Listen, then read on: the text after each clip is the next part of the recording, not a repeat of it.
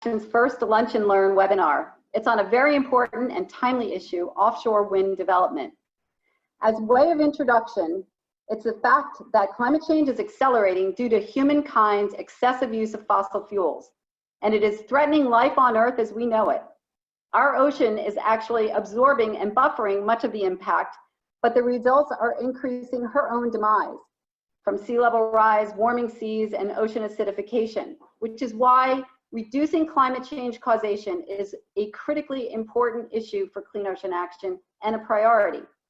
The number one solution is to ramp up efforts to stop using fossil fuels. Achieving this goal is multifaceted, but it begins with each one of us reducing our own use of fossil fuels. It also means using renewable energy sources, which includes offshore wind. Here to talk about these issues is Peter Blair, Clean Ocean Action's policy attorney. He has worked at Clean Ocean Action for 2 years and focused on energy policy issues throughout the region. He graduated from Oregon School of Law, where he also focused on ocean energy, legal, and policy issues. His full resume is in the chat for your review. I will now turn it over to Kari Martin, Clean Ocean Action's advocacy campaign manager, who has extensive history working on ocean issues at Clean Ocean Action.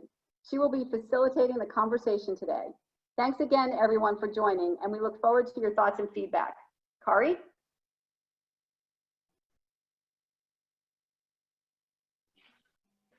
Thank you, Cindy. I will briefly go over some ways to engage the audience during our webinar today. First, we are recording this webinar. This recording, as well as Peter's slide presentation, will be available for viewing after the webinar. Next, there are many functions to engage you in this webinar. Those functions are at the bottom of your screen. You will see chat, Q&A, and we would like you to use those throughout the webinar. The COA staff will post links and relevant information in the chat throughout the webinar.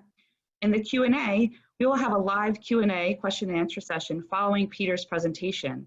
At any time during this webinar, click on the Q&A button, type in a question you want to be considered for the Q&A session, and we will have a limited time at the end for that live Q&A session, but we'll try to answer as many questions as possible.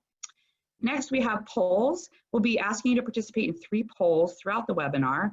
Peter will introduce the polls and pause briefly for you to mark your answer on the screen. It should only take a few seconds or 30 seconds or so. The results will be shared briefly, and then Peter will resume after each poll. Finally, we appreciate your feedback and ask you to complete a brief post-webinar survey after you leave the webinar using the Google form that is provided on your screen. Now I will turn it over to Peter. Thank you, Kari and Cindy. Thank you, everyone, for joining.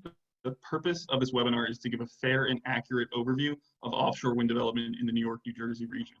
Clean Ocean Action has been actively engaged in this issue for the past several years, and we felt there has not been a holistic discussion that focuses on offshore wind and touches upon why it's important from a climate and energy standpoint, but as well as the concerns that come from the development of an entirely new coastally dependent industry in our shared waters. Briefly, Clean Ocean Action is an environmental nonprofit. We focus on the protection and enhancement of the marine waters of New York and New Jersey. We were founded in 1984, and we recently moved to our new office in Long Branch. Our geographical focus is primarily the New York, New Jersey Bight, a term I will be using throughout the webinar. Generally speaking, that refers to the stretch of the ocean between Cape May, New Jersey, and Montauk Point, New York. Here is a brief overview of the presentation that we're going to go through. First, we'll look at the reasons why states are so invested and interested in offshore wind development. Next, we'll discuss what exactly offshore wind development looks like. Third, we'll talk about who develops offshore wind, who are the prime regulators, and who determines where the wind farms go. Fourth, we will touch upon what the status of offshore wind development in our region is. Fifth, we'll look at some of the environmental concerns associated with offshore wind development. And finally, we'll unveil Clean Ocean Action's offshore wind policy, which is intended to guide our work on this issue and ensure that all offshore wind is developed in the most environmentally sustainable way possible. We felt it was important to start with the reasons why states are so excited and invested in the development of offshore wind to really frame the conversation. Before we go through this section, we're going to pause and have a chance for our first poll question to gauge the audience understanding of the issue. So the poll question is, what is your opinion on offshore wind development off the coast of New York and New Jersey?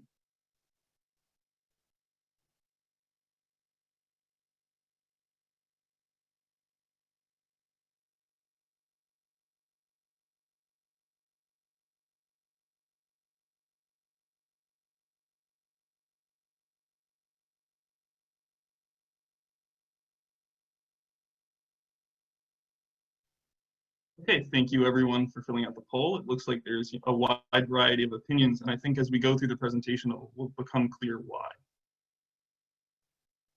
So this chart outlines the different state goals and targets that have been developed related to offshore wind. As you can see, numerous states have set pretty aggressive targets for the development of offshore wind in the near future. New York and New Jersey collectively have the largest and are clearly leaders in this area. In total, we're expected to see 22,900 megawatts of offshore wind development by 2035, with New York and New Jersey accounting for 70% of that. So this begs the question, why? Why do states see offshore wind as such an increasingly important part of their energy mix? And there are three main reasons. The first is addressing the climate crisis. The second, which is related, is the ability of offshore wind to be a large-scale, reliable source of renewable energy generation. And then the third is economic development. So first, the climate crisis. So climate change, as Cindy so eloquently illustrated, is real and a constant threat, and specifically a threat to coastal states like New York and New Jersey.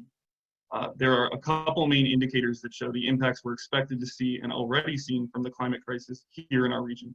The first is increased temperatures. New Jersey has increased its general temperature about 3 degrees over the last century, and warming is expected to continue, if not accelerate.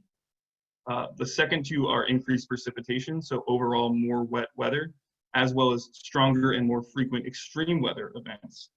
This will increase coastal flooding and dramatically change our ecosystem.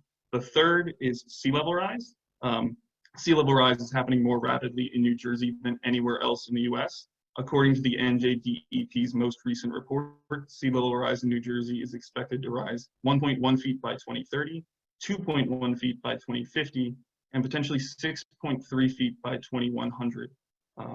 This picture shows Atlantic City along Arizona Avenue during a coastal storm with some high tides, something that is becoming increasingly common for them. And then the fourth is ocean acidification, which is a term used to describe the reduction in the pH value of the ocean. The ocean is responsible for absorbing roughly 70% of our carbon. So as we've increased our carbon output, the ocean has increased the amount of this intake, drastically affecting the marine environment. This has been responsible for the depletion of coral reefs, as well as significant harms to shellfish populations, something that's a significant concern for the state of New Jersey, as we rank second in economic dependence on shelled mollusks in the United States. So to address the climate crisis, we really need to shift to renewable energy and stop our fossil fuel use first and foremost. And that's where offshore wind comes in. It has a very high capacity factor and large scale ability, and it has other specific plus factors that make it attractive as a renewable energy resource. So New Jersey has set very aggressive and necessary climate goals. They can be seen in the Global Warming Response Act, which says the state must reduce its greenhouse gas emissions 80% below 2006 levels. And then recently we have the Energy Master Plan, which states that New Jersey must achieve 100% clean energy by 2050. So that explains where we are and the roadmap of how the state wants to address climate change. But now the hard work comes where how do we revamp our energy system? So as you can see from this chart here, it's a breakdown of our electric system. So natural gas fired generation is clearly the highest in New Jersey, and renewables, which is down here, is significantly lagging. And the reason behind that is we don't have the space to build large-scale renewable generation onshore. This chart shows the largest renewable generators in the state of New Jersey. So you can see our largest solar farm is 28.5 megawatts. Then you have 2 solar farms. The next biggest are about 20 megawatts. And then the sole wind farm in the state, the Atlantic City Wind Farm, is 7.5 megawatts. Now, when you compare this with the 2 leading natural gas-fired power plants we have in the state, it becomes pretty clear why renewables are lagging behind. The Linden Station, which is a natural gas-fired power plant, has a capacity of 1,783 megawatts. And then the next biggest is the Bergen Generating Station, and that has about 1,400 megawatts of capacity. So clearly, these our renewable resources are dwarfed by the output that these can have. Then offshore wind comes in, and it has a much higher scale value. So Ørsted's Ocean Wind Project, the first that's expected to come online in New Jersey, that's going to have a capacity of 1,100 megawatts. So it really can compete with those natural gas-fired power plants. The next plus factor that offshore wind has from an energy standpoint is its location to population centers. So you're able to build this large-scale renewable energy where it's consumed. This isn't really possible in New Jersey because we're the densest state in the nation. And then even in New York, most of the electricity used is in the downstate regions, Long Island and New York City. So you have to build these large renewable energy projects upstate and then have large transmission projects bringing it down. The only other option would be to use smaller distributed resources like rooftop solar, which don't have the same value in scale. And then finally, from just a pure energy standpoint, renewable energy is pretty reliable. It addresses some of the concerns we have with other sources of renewable energy. So the two biggest issues that people point to with renewable energy are its intermittency, which means that it's not a continuous source of energy. You've definitely heard the sayings that the sun needs to be shining for solar and the wind needs to be blowing for wind. Offshore wind has pretty reliable wind speeds, so that kind of deals with that reliability issue. And then the second is that it's non-dispatchable, meaning that we can't ramp up production or ramp it down to meet societal needs. Offshore wind also addresses this by data that has shown that it tracks our daily demand patterns with increased wind speeds in the evening when more electricity is needed. And then finally, from a state perspective, there is also economic development. So offshore wind means the creation of the clean energy economy, or at least a significant portion of the clean energy economy. Significant job growth is expected to follow the development of this new industry. This includes manufacturing, assembly, operation and maintenance, and infrastructure jobs. These numbers are from a report released in March 2020 by the American Wind Energy Association. As you can see, the numbers are pretty significant. They're expecting an annual economic output by 2030 of anywhere from 12.5 billion to 25.4 billion. And they're expecting the offshore wind industry to create 45,000 to 83,000 jobs by 2030. And they're basing that off this operating capacity, which if you remember from that chart, is roughly in line with what the states have committed to already. This is something that's very important to the state of New Jersey and was kind of the reasoning behind the New Jersey wind port. New Jersey sees itself as located in a regional hub position where it can help supply not only New Jersey's offshore wind needs, but also the components and jobs that would be associated with the general region's development of this new industry. So recently it was announced that New Jersey will be developing the New Jersey wind port, a $300 million investment in a 200-acre facility on the Delaware River up in Salem County. It's expected to create over 1,500 jobs. So this is something New Jersey is increasingly interested in, and a big reason that it has that aggressive target for offshore wind. So next, now that we understand why the states are so interested in it, we wanted to address what exactly offshore wind is. What does it look like, and what does it mean to say we're going to be developing offshore wind resources? But we're going to take a minute and pause for our second poll question. And that is, how knowledgeable are you about the scope and magnitude of offshore wind energy, which includes large-scale onshore construction, operation, and maintenance facilities?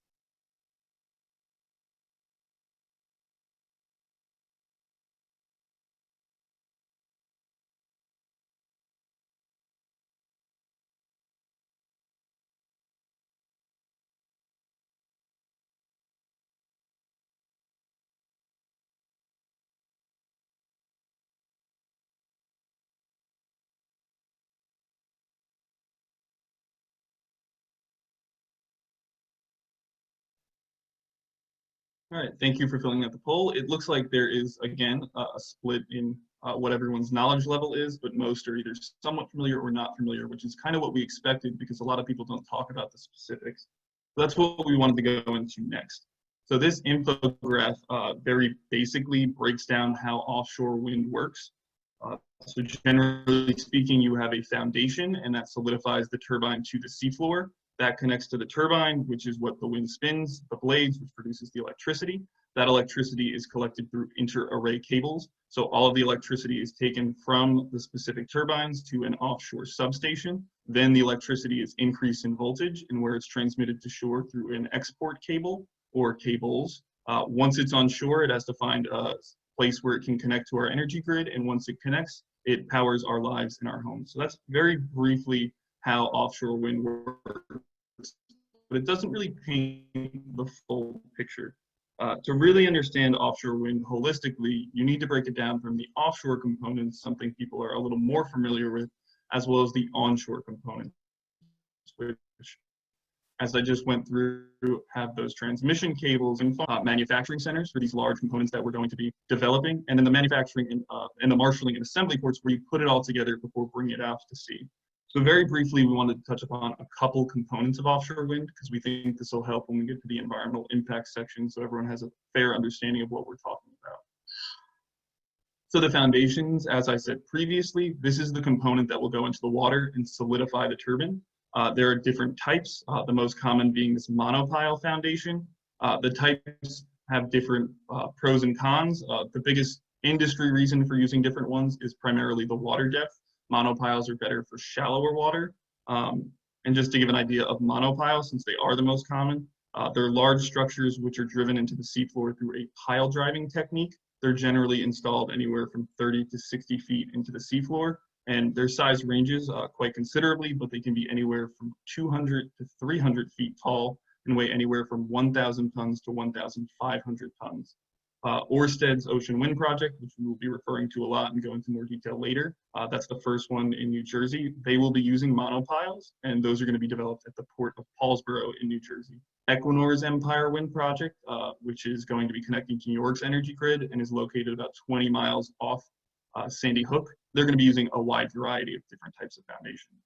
And then this picture just shows kind of how big these really are. So on the left, you have the monopiles, and then on the right, you have these tripod foundations. So next, we want to talk about the turbines. This is probably what everyone is most familiar with and what everyone thinks about when they hear offshore wind. So turbine size is increasingly getting bigger and bigger. So for reference, the Block Island Wind Farm, that's the first one in the US. It was a 30 megawatt project, and they got that 30 megawatts by having 5 6 megawatt turbines. So for scale, those are roughly 325 feet tall. Their rotor diameter, which is the tip from the furthest point on one blade to the next, was about 490 feet. And Ørsted's project, Ocean Wind, will be using the Heliad X 12 megawatt, which is obviously double the size and capacity, but also much, much bigger. For scale, they're 853 feet. They compare it here to the size of the Eiffel Tower and the Chrysler Building. And then that rotor diameter is 720 feet. So these are extremely big components, and they're not even the biggest anymore. This was for a short period of time, but Siemens now has a 14 megawatt turbine. And while we don't know much about the specifics of it, it's in prototype, but expected to be commercially available by 2024. So something we will see as offshore wind develops in the US.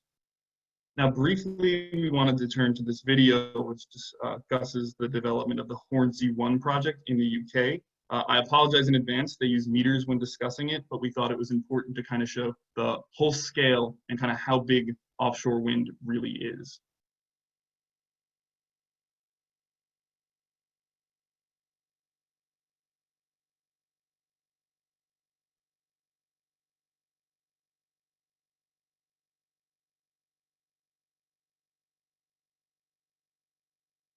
From the air, it looks like a giant construction set, just waiting to be assembled, because that's exactly what it is. From this base in Hull, steel towers, fiberglass blades, and all-important turbines are being bolted together 75 miles out to sea to make the world's largest offshore wind farm. So these sections are the top third of the tower. This is the thinnest bit. It's narrowed up from 8 meters at the bottom through to here at the top. Just a week after the first turbine components left port, it was assembled and generating electricity. The scale has transformed. We're now using much bigger turbines. We're now installing much bigger wind farms. We're also doing it further offshore. We've been able to do this for a much lower cost of electricity, and it's probably the best and lowest cost solution that we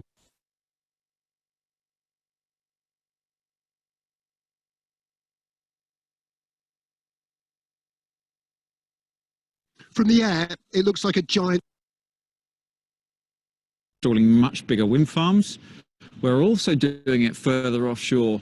We've been able to do this for a much lower cost of electricity, and it's probably the best and lowest cost solution that we've got available to us. The sheer size of these new wind turbines means just one rotation produces enough electricity to power a home for 24 hours. Each one is 154 meters across, meaning each blade is nearly as wide as the world's largest passenger plane. And at 190 meters high, they dwarf central.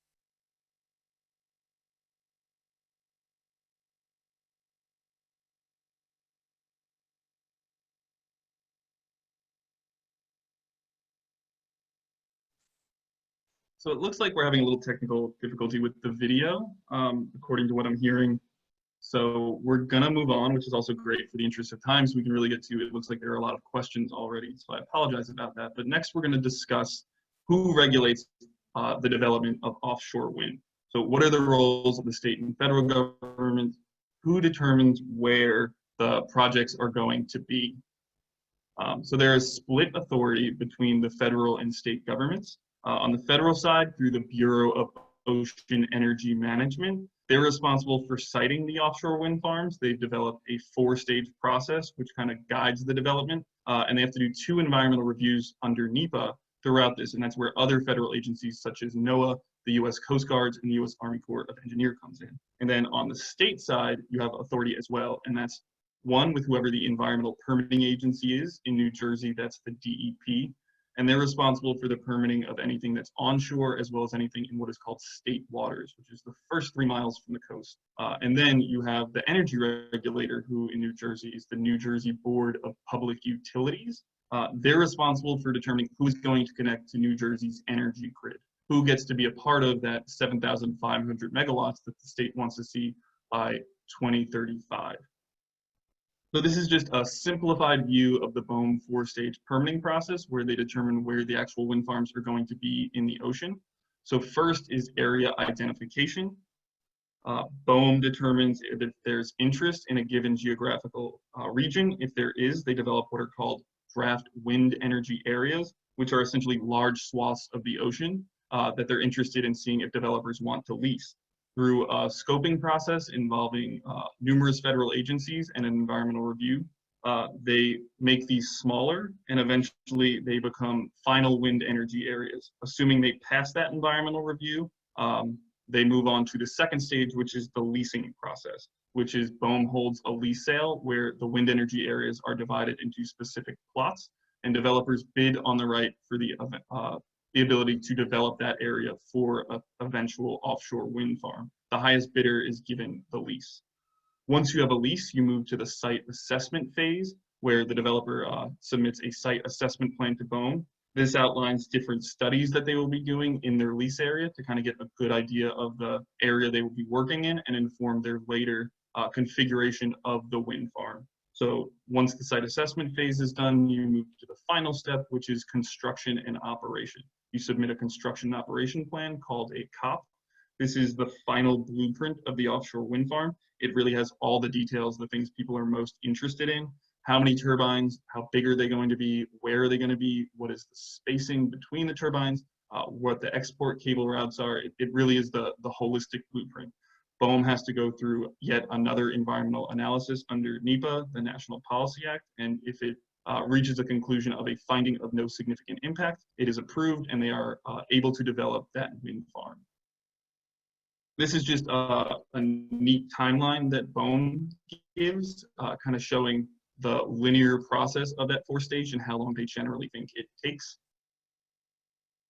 And then when you move over to the state side, they also have authority, which we went through briefly. So you have the Environmental Permitting Agency, again, the DEP in New Jersey. So they're responsible for onshore permitting and that state waters permitting. So that's the cable routes, primarily in state waters, as well as the onshore cable routes, but also those bigger onshore facilities such as operation and maintenance ports, assembly centers, manufacturing ports, kind of those things. And then when you move to the other side, there's the energy regulator, which in New Jersey is the BPU. Again, responsible for determining through what is called a solicitation process, who is going to connect to our energy grid. The BPU requires this to be a competitive process, and they open it up at specific times where all developers are able to submit applications. The applications have to include the following information. 1, the purchase price. 2, a showing of a net positive impact for the state of New Jersey. 3, they need to show the impacts to ratepayers, kind of the impacts to everyone's electric rates in the state. 4, the environmental impacts associated with the development. 5, the strength and guarantees of that economic impact, kind of how sure are they that they are going to meet that economic target. And then finally, the likelihood of success of a commercial operation. And that's because it's so dependent on that federal side and making sure that they get all of those approvals. So now that we have that background information, we can really go into the status of offshore wind projects in the New York, New Jersey Bight. So this slide shows that solicitation schedule that the BPU has created. This is the roadmap of how we get from 0 megawatts in the water now to that goal of 7,500 by 2035. You can see we've already had one solicitation process. Ørsted won that for their Ocean Wind project off the coast of Atlantic City. The solicitation started in 2018 and they were awarded it in Q2 of 2019. We actually are supposed to be going through the next solicitation process right now, but with COVID that has been delayed and it's unsure how that will affect the rest of it. But what you can see here is that we're expecting 6 projects to connect to New Jersey, and that is how we're going to reach that goal of 7,500 megawatts. So this is kind of the first map we'll look at, and it shows a couple different things. The first being down here, this is Ocean Wind, Ørsted's project, the one that is the furthest along in terms of New Jersey. They have a federal lease. They've finished that site assessment phase, and they're moving into the construction and operation phase, kind of the phase where we know exactly what we're going to be looking at.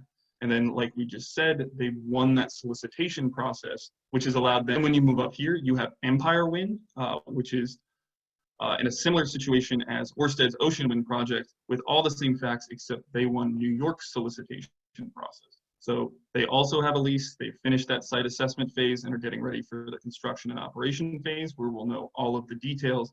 The only difference being they are going to connect to New York's energy grid. And that's kind of why you've heard people talk about a New Jersey offshore wind project and a New York project. While they obviously are going to have impacts for both of us because we share the same waters, and that's obviously very close to our shore, it's a New York project just because that's where they will be connecting into the energy grid. Down here, you have Atlantic Shores, which is a joint project between EDF Renewables and Shell. They're one of the second furthest along in New Jersey, so they have a lease. They do have that from the federal government. They're in that site assessment phase, but they have not won a solicitation, so there's no agreement to connect to a specific state yet. And then these green energy areas are draft wind energy areas. So this is what BOEM's considering finalizing for future leases. The lighter green shows their secondary recommendations, and then the darker green shows the primary recommendation areas. So these are areas that BOEM wants to consider for potential leases and eventual offshore wind farms in the future. This is a second map, and it just shows a zoomed out picture, kind of showing the entire scope of offshore wind development along the East Coast. Obviously, there's a big block up here that is most likely going to be New York, Connecticut, Rhode Island, and Massachusetts. But for our purposes, it shows a couple things that other map didn't. First being this white shaded area is initially what the offshore wind, wind energy areas were going to be. This was BOEM's first big crack at the next process of figuring out where the wind farms are going to go, and they removed those through that stakeholder process, through public comment and engagement, where they found out that those would not be ideal based on environmental concerns and pre-existing ocean uses. It also shows that we do have projects to the south of us in New Jersey that we should be paying attention to. There are 2 US Wind and Skipjack Wind. Those are projects that are in a similar place as that Ocean Wind project. They've been leased, and they have agreements actually with the state of Maryland, one for 248 megawatts and then one for 120. Then interestingly, there's this Garden State Wind project. That's another Ørsted project. They're in a similar position as Atlantic Shores. So they have a federal lease, but they do not, they're not ready for that construction and operation phase yet. But they theoretically could be part of the next solicitation process in the state of New Jersey. And then we kind of wanted to just focus on the 2 projects that are the furthest along and what we do know about them so far. So this is Ørsted's Ocean Wind, again, the project that's coming online in New Jersey. It's 15 miles off the coast of Atlantic City. It's going to be 1,100 megawatts. As we saw, they're using that 12 megawatt turbine, and to reach that 1,100 megawatts, they're going to use anywhere from 90 to 110 turbines. Construction is expected to start in 2021, so next year. And then operation is expected to be producing energy by 2024. The two connection points that it seems like they're going to be using in the state of New Jersey are Oyster Creek, as well as potentially the BL England site. They're manufacturing those monopiles will be in the port of Paulsboro up on the Delaware. And then the assembly location where they're going to put it all together will be the port of Baltimore. Their operation and maintenance site will be in Atlantic City. So moving on, Equinor, the furthest project along in New York, that pizza pie shaped one kind of at the mouth of the port area there. So that's 20 miles east of Sandy Hook. It's 860 megawatts is its capacity. It's going to be using anywhere from 60 to 80 turbines, and the turbine sizes range from 10 to 14 megawatts.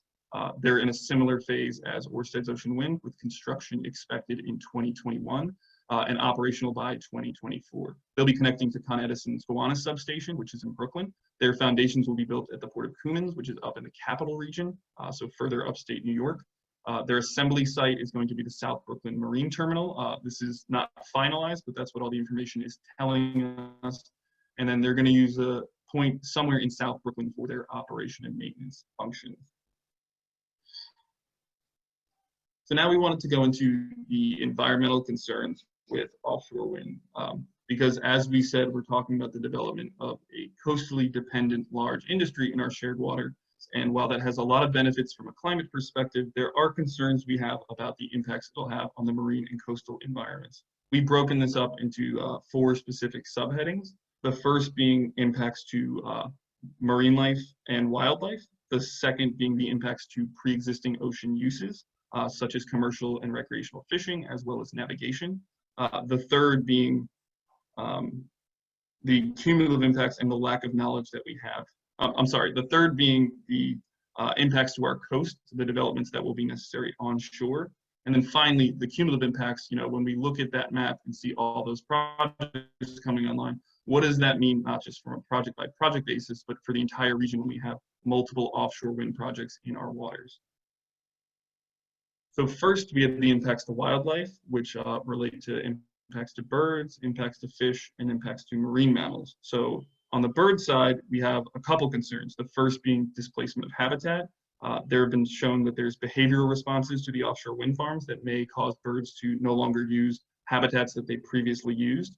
A study at the Robbins Rig offshore wind farm in Scotland did a monitoring of this, and evidence showed that there was a decreased number of bird species 1 year after construction, showing that they no longer used the habitat that they were previously using. The next is concerns of it acting as a barrier to migration pathways. So there's concerns that this would block pre-existing migration pathways, causing birds to detour around the wind farms, and this has significant impacts as well. This will lead to birds increasing their total flying distance, as well as their energy use, which can have impacts causing fatality for especially older birds, and then impacts to the breeding season since they used a lot more energy and their body mass has decreased. And then also there is a risk of collision, so that if the birds don't avoid these areas, they will fly through them and potentially hit the different aspects of the wind farm, primarily the blades, causing either injury, but more likely fatality. On a fish and benthic species side, one of the biggest concerns is the electromagnetic fields. So as we discussed, there's 2 main cables associated with offshore wind. There's those inter-array cables that collect all the energy offshore, and then there's those export cables, the bigger cables that bring the energy to the shore. The cables transmit both electric and magnetic fields, and while the electric field is generally limited to the cable itself, the magnetic field can be measured around the cable. So generally speaking, the EMF may impair the orientation of fish, which can have significant impacts on habitat location, migration patterns, potentially breeding. It can also cause significant avoidance.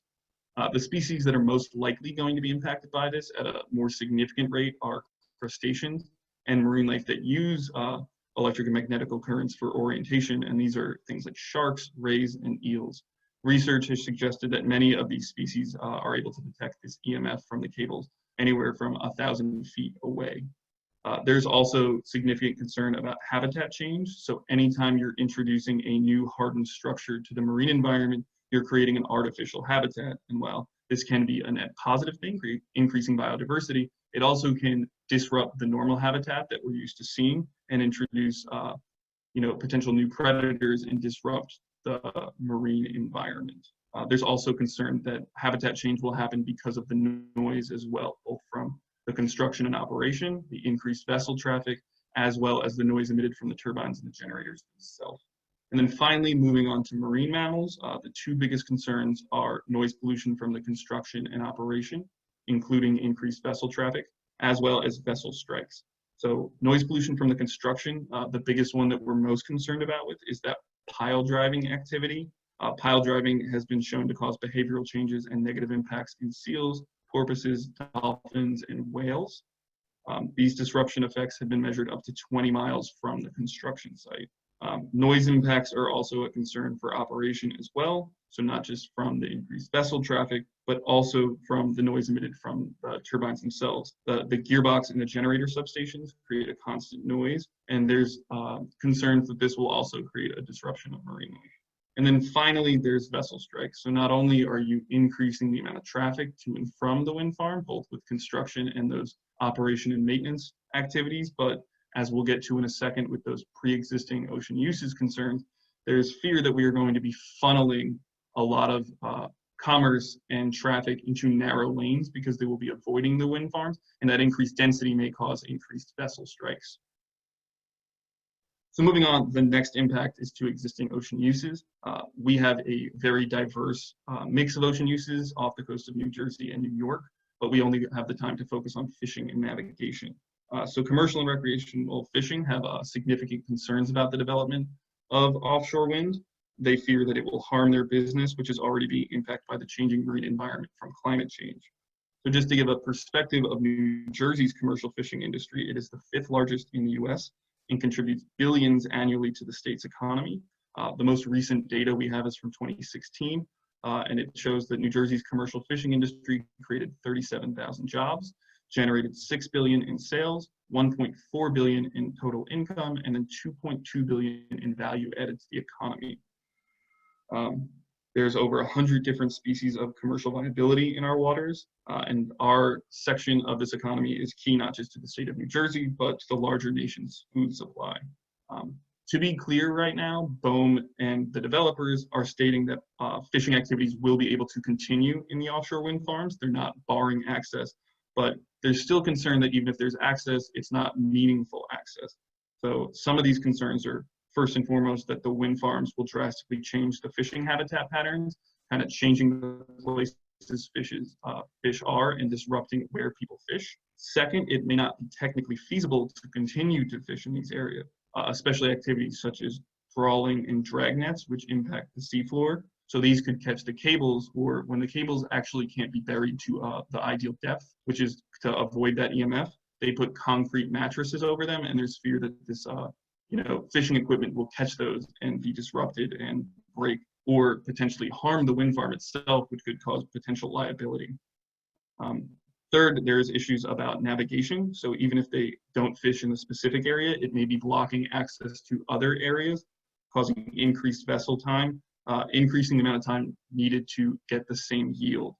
And then finally, there's also concerns that the insurance companies that insure these vessels may not insure them or require significant rate hikes if you are going to be operating within a wind farm. So this is something that is a significant concern for not just the state of New Jersey, but the total development of offshore wind. The commercial and recreational fishing communities have been very vocal and very much trying to engage in this process. And then finally, in terms of existing ocean uses, there's navigation and transit concerns as well. So we have, as you can see here, a robust marine economy. There is fear, as I talked about before, that when you're putting these wind farms there, you are going to be channeling this commerce and this marine transit into smaller corridors, creating increased vessel density. This is a very specific concern for us because we have the Port of New York and New Jersey. It is the 3rd largest port in the entire US and the largest on the East Coast. They handle over 10,000 deep draft transit vessels every year. And what we're specifically concerned about at Clean Ocean Action is the safety concern this has. And from an environmental standpoint, you can see that this becomes clear when you see what the port deals with. So it's the largest petroleum port in the US. It also receives a significant amount of plastics, chemicals, pharmaceuticals, and other materials where if there is a spill, it would be extremely detrimental to the ocean environment. There's also concern not just from that funneling effect, but that the turbines themselves could have impacts on navigational radar. And then finally, there's concerns about access to the port itself. So you can see here, this triangle is kind of where everyone comes in and out. And that looks very much like the triangle that Ørsted has for their, not Ørsted, Equinor has for their Empire Wind project. So there's concern that these will block access to and from the ports. There was never a comprehensive evaluation of the impacts to navigation when the initial leasing was going on. The Coast Guard is finally undergoing port access route studies, but these studies have to operate within those pre-existing leased areas anyway, so it's kind of putting the cart before the horse. They really should have done that much earlier. And then next, coastal development. So something we're significantly concerned about is the impacts that this development will have on our coastal environment. So as we discussed at the beginning of the presentation, the impacts to climate change are already being felt, and we really need to rethink how we use our coastal ecosystem to deal with this and make sure that we're having a resilient coast. So the operation and maintenance facilities and these large manufacturing ports are coming at a time where our coastal zone is honestly its most vulnerable. So there's two big parts that we're worried about from a coastal development side. The first is operation and maintenance. So these serve as kind of the connection between the onshore side of offshore wind and the actual wind farm itself. They must be close enough to the offshore projects to make sure that you're able to do either daily trips or you can do crew vessel transfers where you have a ship out in the wind farm on different schedules, but they need maintenance every single day. They also need significant space to have the components for repair and dealing with anything that goes wrong with the wind farm. So they need a significant amount of space. Each wind farm is likely going to need their own. So we're talking about potentially 6 ports in the state of New Jersey alone, all along our coast. And then finally, we already briefly talked about this, but there's those large manufacturing centers to be able to build these components, since we don't have any of that existing already in the US. And then the marshaling and assembly ports where you're going to put it all together. These are extremely large. Again, the New Jersey wind port is expected to be 200 acres. We're extremely happy to see that the state of New Jersey is centralizing this development and creating that one port for all of the uses, that it's not going to be this sprawled activity paving over the coast. However, we want to make sure that it is in fact going to be the only manufacturing and marshal port in the state, and that we're not going to have a one at the northern end too, where there's already significant coastal flooding and issues. And we want to actually see if the state can do the same for the operation and maintenance facilities, kind of centralize the development. And then finally, just generally speaking, there are significant concerns about the cumulative impacts and our lack of knowledge of really what the impacts holistically of the development of all of these wind farms are going to be. There really has not been a comprehensive look at the impacts of all of these projects. BOEM's environmental reviews generally give lip service to the requirement that they have to have a cumulative impact assessment. So what happens is you have the environmental review focusing only on the specific wind farm, not the specific wind farm in connection with what is expected to be built around it.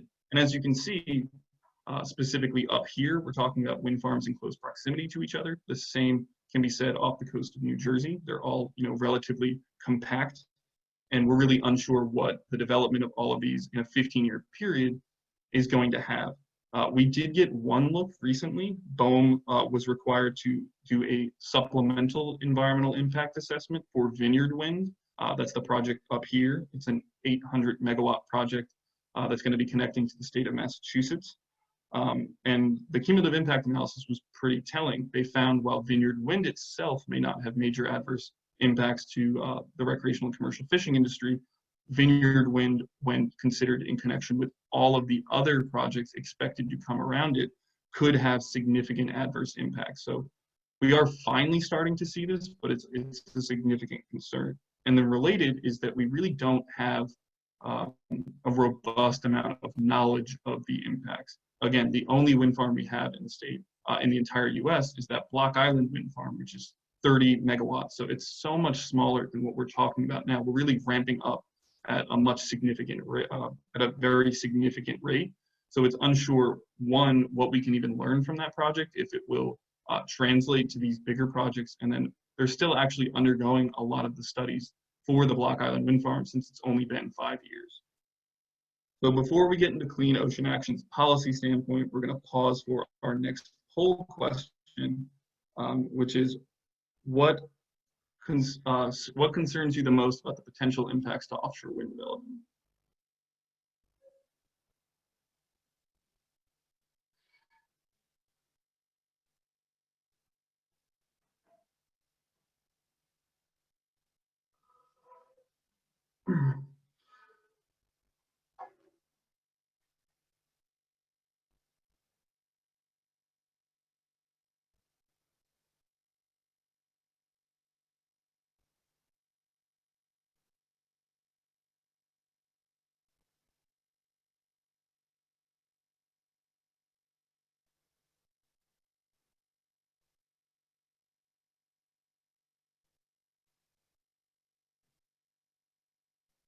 Okay, it looks like most people have completed the poll, and the biggest thing people seem to be concerned about is the impacts to marine life, but there obviously are those other concerns.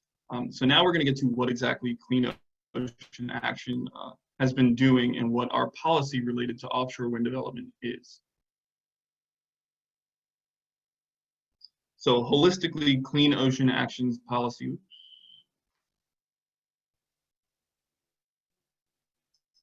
Slight technical difficulties.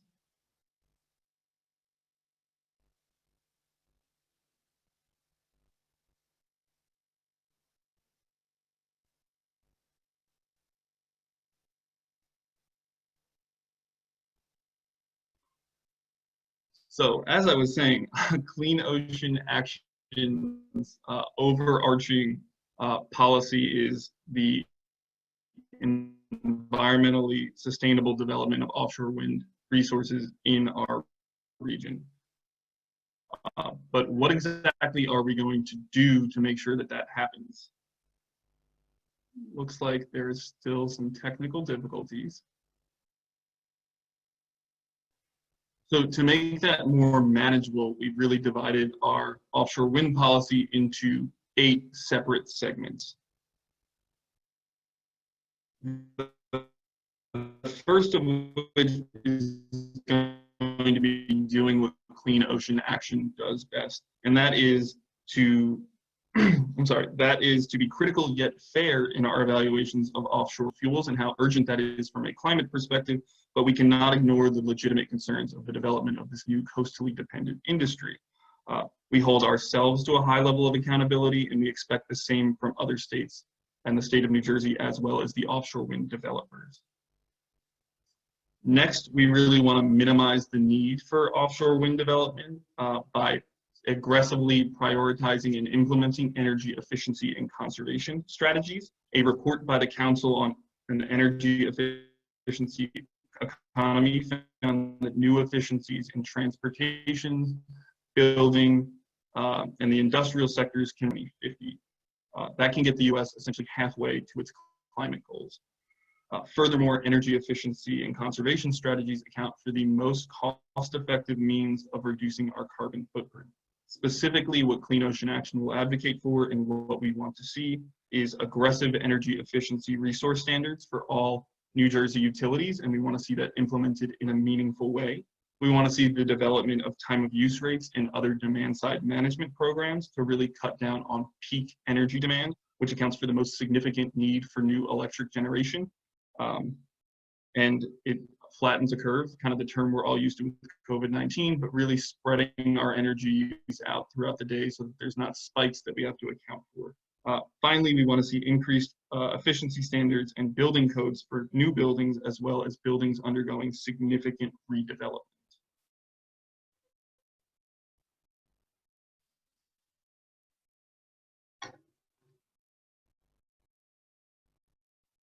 Next, Clean Ocean Action advocates for a holistic approach to clean energy. As you saw at the beginning of the presentation, we understand the benefits that offshore wind has from a renewable energy perspective, but we can't have the state be myopic in its approach to clean energy. That's not a resilient approach, and we can't really put all our eggs in one basket. the state can and must do more to address onshore renewables, and we think this can be done through creative solutions. So while solar can't be developed at necessarily the same scale, there are ways the state can really increase our solar capacity. One of which would be to keep building as large scale solar as we can, utilizing brownfields, parking lots, and potentially dual use solar on agricultural land, which you can see up here. We want to see a requirement that all new warehouses, large homes, and residential buildings have solar on them. The state of California passed this. It's a legislative mandate that went into effect this year. It's the first year where they're having that requirement actually be mandated. And then we want to see a better pricing mechanism for solar energy to really make it more cost effective for consumers while highlighting the benefits that it has from an energy standpoint. We think that will allow homeowners to really want to invest in solar energy for their rooftops. Next, we really want to make sure that we are avoiding the harm, and we do that through proper siting of offshore wind resources. Clean Ocean Action will work to make sure these are properly sited so they do not conflict with pre-existing ocean uses or marine life. We will do so by engaging our network of over 125 ocean and coastal organizations and work at both the state and federal level through those different pathways that we discussed earlier. To date, Clean Ocean Action has met with all 3 prospective developers of offshore wind. So that's Ørsted, Equinor, and EDF and Shell. And we are going to continue to be engaged with them. And furthermore, we are going to engage and have been engaged in the BOEM process on those wind energy areas to make sure that these specific areas are environmentally sustainable and properly sited.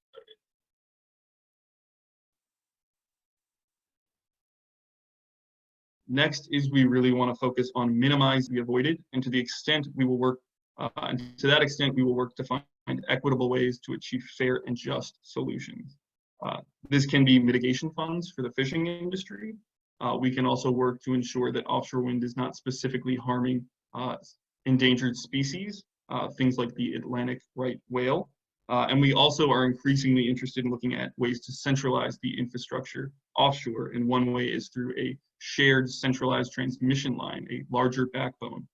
One such proposal is Anbaric's Ocean Grids. This is their New York grid, which, as you could see, would be one large transmission line that would connect not only Equinor's lease area, but the Hudson North potential wind energy area, as well as Hudson South. So the projects that would come into those. That would make sure that each project does not need its own transmission export cable.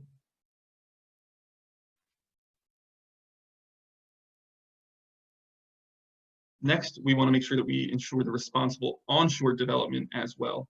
We will work to make sure these land-based facilities are designed and developed to reduce their overall impacts.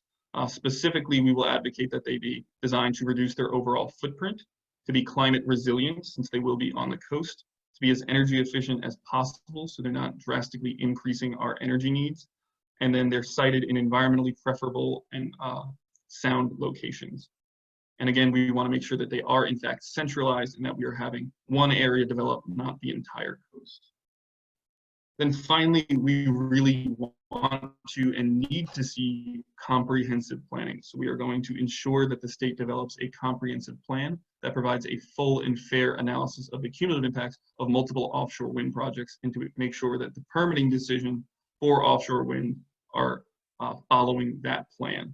So the first step that is coming from this is recently the New Jersey Offshore Wind Strategic Plan draft was released. That was released by the BPU on July 13th. They're having a public meeting on August 3rd, 2020, and the public comment period for it lasts until August 17th. I believe Ali and Kari are putting the information about that in the chat.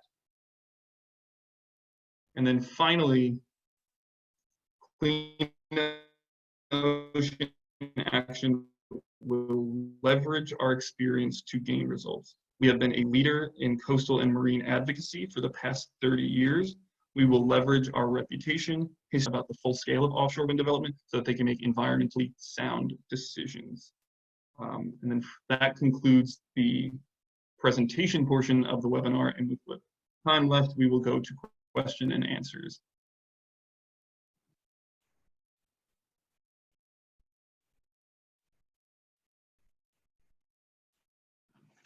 Thank you, Peter. fantastic and a lot of information for everyone to digest and to think about and look into. Again, we will have the webinar recording and Peter's presentation sent out in our follow-up communications with the participants and attendees on the call. So we have 48 plus questions. So that's a lot of questions to cover, but we'll try to get to some of the ones that were perhaps not addressed in Peter's presentation or could use some explanation, further explanation. So we have many questions. This one, Peter, comes from Arnie Ulrich. It's how can we find out how many substations will be erected to support the wind farm in the Atlantic City offshore wind farm? Is there any way of knowing that information?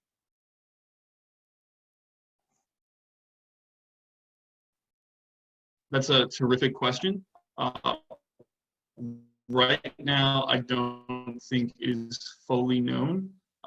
You can contact Ørsted since they're the lead project developers for the Ocean Wind Project. And we should be getting all of that information through that construction operation plan they will be submitting. So that is a public document. Anyone will be able to access that, and it will really give all of the details for that specific project.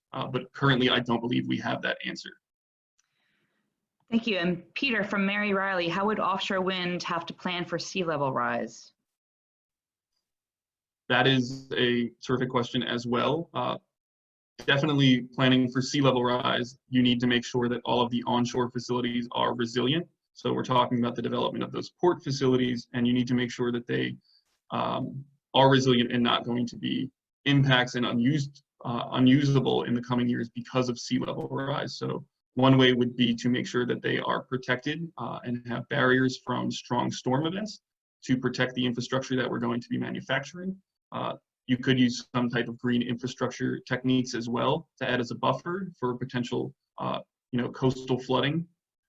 I don't think that sea level rise will have that much of an impact on the turbines themselves, but honestly, that's something that I don't think has been given enough consideration. So that's something we can definitely look into. Thank you. Peter, who is, this comes from Margaret Barbero, who is deploying these offshore wind projects? Are they government funded or private companies? The developers themselves are private companies. The one that is most active in New Jersey, at least, if you saw from the maps, is Ørsted. They have the 3 projects off the coast of Maryland and New Jersey, as well as Ocean Wind. And then there's Equinor. So they're private companies, primarily companies from Europe who have been doing offshore wind in the European market for several years. In terms of who's paying for them, though, that's where that OREC comes in, that funding mechanism that the BPU does. So just like any other type of energy that we use in the state of New Jersey, it's going to be paid for through the ratepayer process. So it will be built into our electric rates, and that is how it's ultimately going to be paid for. So they essentially put the capital up front and are paid back for their investment over several years through the amount of energy they produce. And that OREC is on, I believe, a megawatt basis. So it's a specific number that they're given and what the state will pay them per 1 megawatt of electric generation. Peter, this one from Eleanor Gruber, where will the blades actually be manufactured? That's a terrific question. So the purpose of that New Jersey wind port will be to have as much of the manufacturing as can be in the state of New Jersey. So it'd be up at that proposed location on the Delaware. For the first couple projects before that wind port is established, we actually don't have any abilities to manufacture the blades necessarily in the US. So the first couple projects will be having these components shipped from Europe. The only assurance I believe we have in terms of any of the components for the first couple projects is both Equinor and Ørsted have agreed to have the foundations created in New York and New Jersey. But the blades are part of the larger supply chain that's definitely lagging at this point. Okay, now switching over to public comment. So will there be public comment periods prior to approvals? This is from Carol Balmer. Yes, terrific question. There are public comment periods. It just gets you really need to be tracking the development. So there's the public comment periods associated on the federal side. So the main ones are in the beginning when they're defining those wind energy areas for leases. They have to have a public comment period because of the environmental review process with NEPA. And then they have the second one at the end when there's the construction and operation plan, you know, the exact blueprint of the wind farm. And then at the state level, the DEP will have to go through its normal process with all of its permitting for the onshore stuff. So there's a public comment period there and ways for the public to get engaged. And then I believe, but I'm not entirely sure, through the solicitation process, there is a way for stakeholders to be involved in that. But I'm not as familiar with that process as I am with the DEP and the federal governments. Peter, can you just go back to the previous question? Can you just remind people what OREC stands for? Oh, an OREC is an offshore renewable energy credit. So the way states calculate how much of their energy is actually from renewable resources is through renewable energy certificates. And this is just a specific one designed for offshore wind.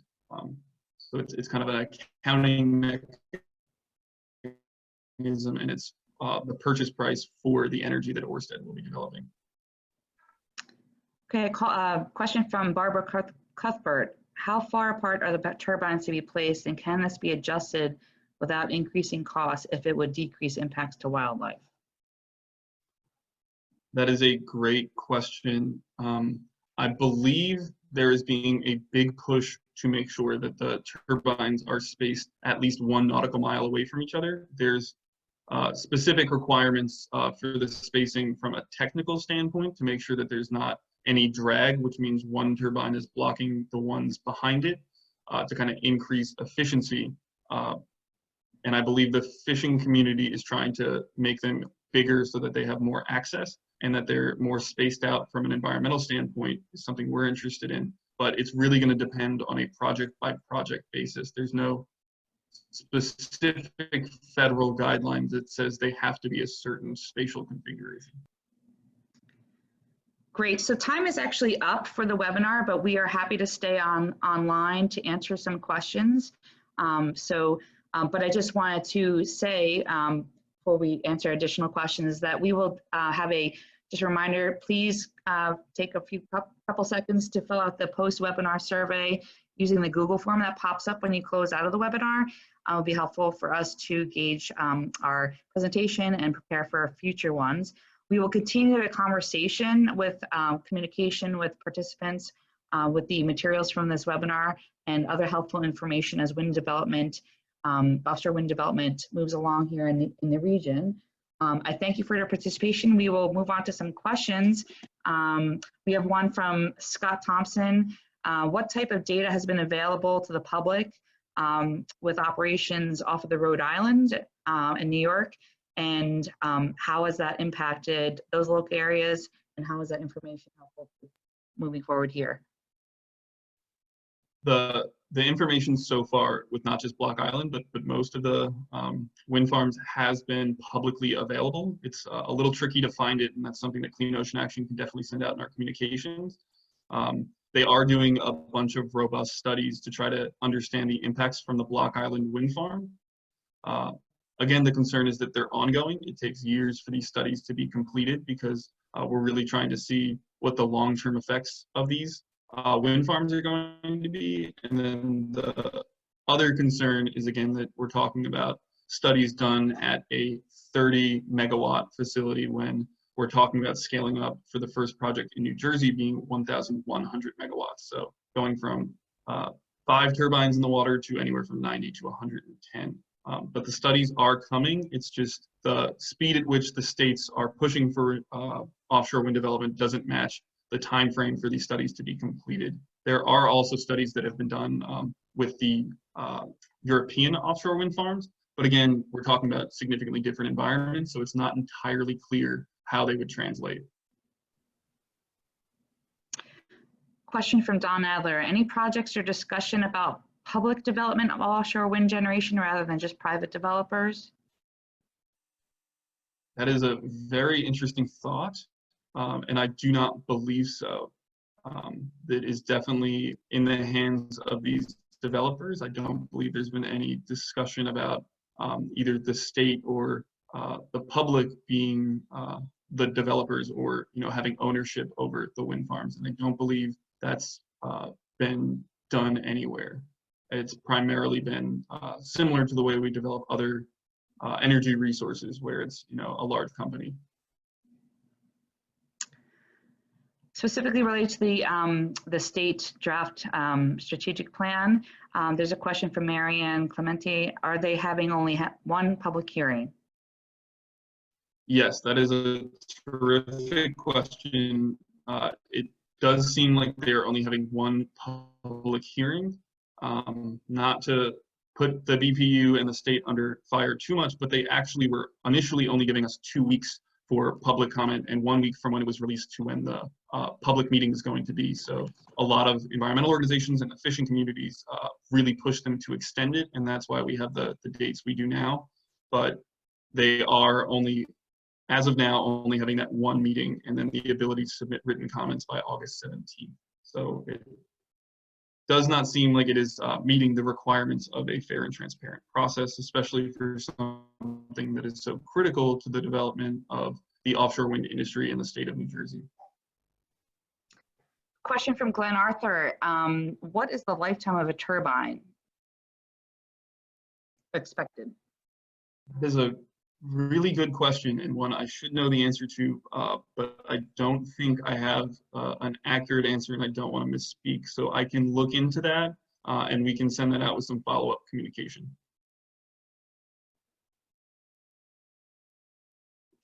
Okay. Sorry, there's a lot of questions to go through. Trying to get to all of them is difficult. Is there any, see, there's questions, a couple of them about hurricanes and storms as climate change increases. There's any studies on impacts from storms on the turbines themselves? Not that I am aware of, and that's something that definitely should warrant more study. And that goes to the question we had about the sea level rise, but in climate in general, I mean, we're expecting to see a lot more of those extreme weather events. And we've already had, you know, one tropical storm in New Jersey already this season. So I don't believe there's been much study of that to date. And it's kind of very tough to even see how they would do that, because we don't even know how these larger projects will fare in the Atlantic marine environment, since we only do, again, have that one project as of now. So that's something that definitely warrants a lot more consideration. Excellent question. Another question was, is our grid up to date enough to maximize energy sourced offshore? The short answer is definitely not. Not just New Jersey, but the US's energy grid is significantly outdated. It definitely needs to be modernized, and I believe a requirement of the offshore wind developers is the connection points that they pick. They have to be responsible for the grid modernization and making sure that the specific points they pick can handle such a large influx of energy capacity. And Ørsted has partnered with PSE&G for this. And the reason that they chose that BL England site and the Oyster Creek generating site is that they at least are close to being able to handle that capacity, because they're old energy facilities, but they will need significant updates. And it'll get even more complicated when we're talking about energy storage, which is something hopefully these projects will have from a resiliency capacity. Okay, and another question regarding laying the transmission line. Is there an issue regarding pollutants being released from the seafloor or on laying transmission line? What about the issues with radioactivity on seafloor from nuclear plant near Atlantic City? So 2 questions, really, sorry. That is a great question, and I think there definitely are going to be concerns, and those will come up when we finally see what the exact cable routes for some of the projects are going to be. So that'll probably be evaluated on a project-by-project basis, and definitely would fall under that big environmental review process that the federal government and BOEM has to undergo. But we do have a very industrial coast. There are significant concerns about what is in a sediment. It's not necessarily a dredging technique. It is primarily horizontal directional drilling that they are going to be using to lay the cables. And I don't think I said it in the presentation, but I believe the optimal burial depth that they're looking for is about 6 feet. Do you know where in the world is the biggest offshore wind farm located currently? I do not. I believe it's that Hornsey project, which again, I apologize about the video cutting out. That is a multi-staged offshore wind project off the coast of the UK. I think it's that one, but I'm not entirely sure. But the scale really has only started to increase very recently through technological breakthroughs, specifically with how big they're able to make these turbines. There's a few questions. I'll bulk them together and answer them myself, actually, or Peter, you could add. So the meeting, the public hearing for the strategic plan for offshore wind energy for the state is in the chat. There's information. We will also include it with the links to join and how to join the hearing itself. Peter, it's going to be in via Zoom, correct? Or via the virtual? Yes, it will be a virtual meeting. And so there's instructions on the links from the state itself saying how to join and how to register for that ahead of time. I think we have time for maybe one or two more short questions. Peter, do you know of any reaction or input that has been received from elected officials in the Monmouth and Ocean County area, or maybe even beyond, since the projects are down south as well? To my knowledge, I do not believe we know of any hard and fast input from any elected officials in Monmouth County or down south. I'm definitely not as familiar with, but I can't think of any firm stances that we've heard from elected officials as of now. But that's something that people should definitely be engaged with their local officials on. There is room for local governments and the counties to be involved in this process, especially they do have more limited permitting capacity than the state and the federal government, but they are in charge of their land use. So they definitely can play a role in this and should, because it's going to impact, their communities. Okay.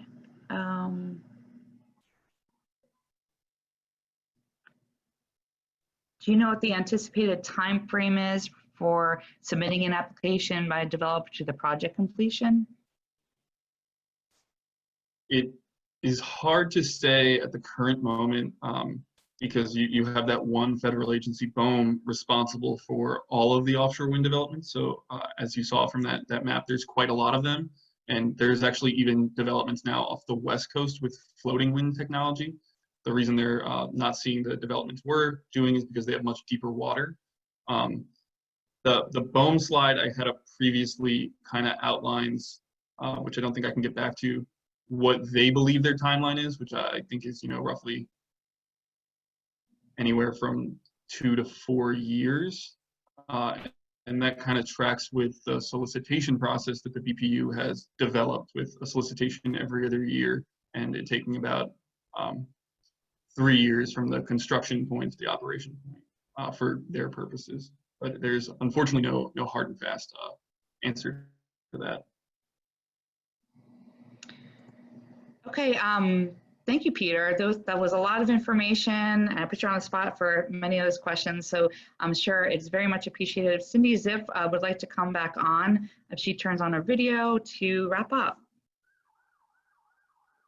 Hi, everyone. Thank you again so much for participating in this first Lunch and Learn webinar that we've had here. And Peter, thank you so much for just a very great, thorough, comprehensive overview of what's really being considered. And I mean, I think we've all been hearing about offshore wind for about a decade now, but it's really coming here now, and the development is expected off the coast of Atlantic City any moment. So it's really important for us to all understand what the scope and magnitude is, and for us to be getting involved. And as you had mentioned, to get information to our elected officials, our local leaders, to make sure that it's done in the most environmentally sound way. There was wonderful questions from over 53 questions from folks today, and we will do our best to answer all the questions, perhaps in a document where Peter will have some time to think and to provide some links to additional information. And thanks to all of our participants that have shared so many other links and provided input to the questions. It's really a great community out there, and all of us are working together. We'll make sure that you know, we do meet this challenge of reducing climate change through reducing our use of fossil fuels first and foremost, but as well as implementing renewable energy.